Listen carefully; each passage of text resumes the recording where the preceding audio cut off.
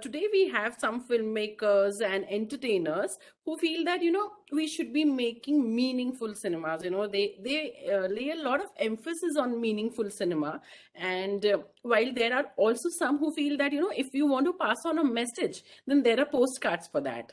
So what do you think is the role of cinema in the society today? That's a it's a broad and extremely complicated question, right? And I don't think that there's one right answer. I don't think we can be prescriptive in what cinema needs to do. You can't make rules. You can't make rules. You can't make roles. You can't tell filmmakers that please only make meaningful cinema or please only make entertaining cinema. The truth is, as a movie lover, I want all kinds. I want cinema that is purely a cinematic high, that is purely for pleasure, that is a lot of fun. I want my popcorn event movies. I also want movies that make me think, that, kind of just sort of make me kind of reconsider my own positions on things in the world, and I want movies that combine both. So genuinely, I want it all. I don't think that there should be any one way of cinema functioning, and it can't, because each artist brings to it, each filmmaker brings to it his or her own view of the world. So I don't think there can be one type of cinema ever. Within the journalistic fraternity, there are diametrically opposite views on entertainment beat. There are some journalists who find it a very coveted beat. Then there are unfortunately some journalists who have a very condescending approach towards them. So much so that they don't even consider them real journalists. So, as a film critic yourself, as a celebrated film critic, how do you take this, and how are you treated in the society? Truthfully, when I started as a journalist, in the early 90s, it wasn't, cinema was a kind of an afterthought, in the sense that the people on the political beat or the people on the business reporting beat, or even sports journalists, were seen as doing something far more serious than entertainment journalists. And there was also sort of attitude of like, review तो कोई भी लिख सकता है ना, क्या फर्क पड़ता है, पिक्चर देखनी है और कुछ चार लाइनें लिख दो, right? But I think that has changed in the last, I would say, 15 to 20 years. Movies now have a sort of cultural legitimacy, and it's Hindi cinema. And I speak about Hindi cinema because that's where most of my life is sort of focused on. Is aspirational. It's a global brand name. It's so many things. So I'm not sure what kind of people look down on the movies anymore. But the truth is, who cares? You know what I mean? Like, I don't care if you think I'm frivolous. That's fine. Like, मेरे को क्या है यार? But do you think that there are actually double standards? Like, you all want to meet a celebrity, you all want to see the best of movies, you want to know every gossip about them, but then you have this some condescending or some very weird attitude or Yeah, approach. How do you look at it? of course, it is a double standard because, like, most people are starstruck, and they are very excited, and that's great. That's what stars mean. That's what stars do. They dazzle you, right? So it's not, it's fine. But yeah, and at the same time, but the thing is that if if this is what you do, like this is what I do, this is what my whole life has been about. Honestly, there's no time to really sit and think about now, what do people think of me, and am I taken seriously enough? And for me, the joy is to share my joy in cinema with the world. For me, that's exciting. Social media has amplified that, has helped me to take my voice into so many other places. YouTube has helped me to sort of reach corners of the world I could never imagine. So I think who cares, like I said. Absolutely. Your husband, Mr. Vidhu Vinod Chopra ji, he is a fabulous filmmaker. So, what are the difference of opinion or creative differences you have with him at times, or or you don't have any? No, no, of course we do. Of course we do. We're very, very different, you know, as audiences, right? So his formative years were spent at the Film and Television Institute in Pune, and he comes from a sort of education in really sort of classic Hindi cinema. The cinema of Bimal Roy or Guru Dutt, even earlier V. Shantaram, and I think those are all great, great filmmakers. But I'm sort of more excited by 70s cinema, by Sholay, by Diwar, by Amitabh Bachchan. So there is that gap, and then of course I'm completely besotted with sort of the grand oversized romances and all the pretty movies that YRF and Dharma used to make, and he has very little patience for any of that. So we are very, very different viewers. And he also, because he's a filmmaker, he comes to it, um, like if there's a frame and there's a light that's bothering him in that frame, that really bothers him. He's not able to get past that. That this scene was lit badly. If the story grips me, I'm not looking really that much at the lighting. We rarely see films together because I'll be loving it and he'll be just like, oh my God, वो actor का mustache falls है, ये इतना artificial है. How can you handle this? I just say, you let me enjoy this on my own. But that way, I think you can just perfectly blend with each other while watching a film, because he's completely discussing a technical part. You are looking at, maybe the story and the narration and the other part of the See, movie. I kind of वो कहते हैं ना बह जाना, so I get swept in the narrative, but that doesn't happen to him very often. So better than to be swept alone, na?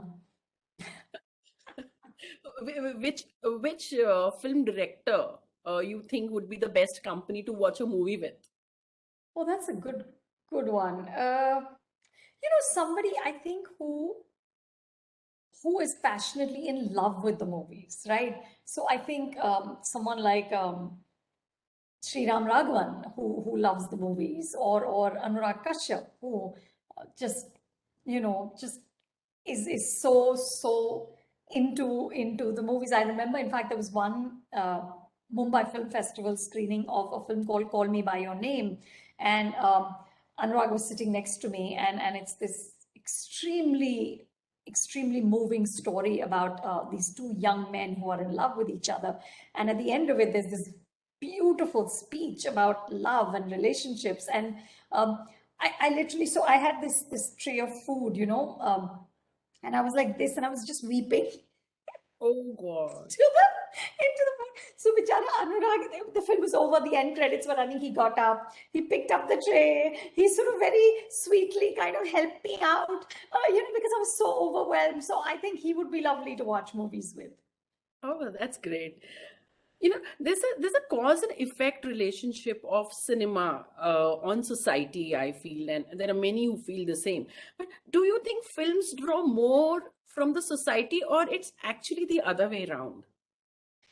I don't think that's something that you can solve because filmmakers come from society. They're not coming from Mars.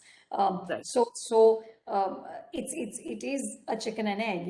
It's cinema shapes society, but it also emerges from that society. Which is why I always feel it's ridiculous when people say, "Oh, but Bollywood में ऐसा होता है," but ये तो पूरे देश में हो रहा है ना. Bollywood is not some planet outside of your country. What is out there is also in here, and there is no way for anyone to measure whether films shape society or society shapes cinema. Because ultimately, there are crores of people in India. Every person has a different story. And there are so many people who make movies. So I think we can say that, it won't be wrong or an exaggeration if we say that they are inspired by the people around them. Of It won't course, be of course. that. No, cinema, look, cinema is a massive influence. There's no, and especially in a country like ours where we place film stars on such a pedestal, and for us, it's not just entertainment. I mean, the way we dress, the way we talk, the way we express love for each other, the songs that play at our birthday parties or shadis, and everything is coming from the movies. So Yeah. the movies are a massive, massive influence, but at the same time, they are not removed from our culture and our society. They spring, वो जो जड़ें हैं तो वो तो उसी उसी मिट्टी में है. Right. So, what kind of suggestions or comments you receive when you interview someone from movies? For example, if you interview a Shah Rukh Khan, or if you interview a Sonam Kapoor, they both come from different worlds. They have different movies, but yet maybe they have the same message. But what are the diverse or, completely surprising comments that you receive from people? Because You these know, people do make an impact on the audiences of and course, society at but large. truthfully, it's not so much, the comments are not so much on the interviews, it's always about the reviews. Because the fan clubs go Yeah. into overdrive, then they if you don't like a film of a big star, they accuse you of being biased, कि आपको तो वो पसंद है, आपको ये पसंद है. The really rude ones on Twitter will say आपने तो उनसे पैसे लिए हैं, उनसे पैसे लिए. So, uh, you know, truthfully, social media, you have to take it with a pinch of salt. You have to understand when to disengage, and what to take from it and how to use it. Um, in an interesting way, in a way that it brings you knowledge and kind of it expands your view of the world, but doesn't sort of shake you up or doesn't stunt your way of seeing, which is very tough. It's very tough because it's so overwhelming sometimes. So when you are writing a review of a movie, say a very popular movie, you know that the cast is going to read, the people are going to read, and everybody is going to comment and react on that. So what goes on your mind when you are actually writing? Because when an Anupama Chopra writes, everybody reads. I can say that with Oh, full confidence. I'm not thinking like that at all. I don't I No, don't you have are any making an impact on the society. You are maybe, there is an impact that you are making, and there is a message maybe you're conveying through the movie, about the movie. So what all is the confusion and problems that you encounter when you do your job? it's I feel bad when I don't like a film and I can see that a lot of work has gone into it. So I don't take any joy in slamming films. I think कि बहुत मेहनत लगती है picture बनाने में, बहुत मेहनत, and it's very easy for me to sit in my air conditioned office and say something about somebody's work that they've put 2 years of their life and enormous amount of sweat and labor has gone in. But the truth is, uh, um, I'm a viewer and I've given you 3 hours of my life.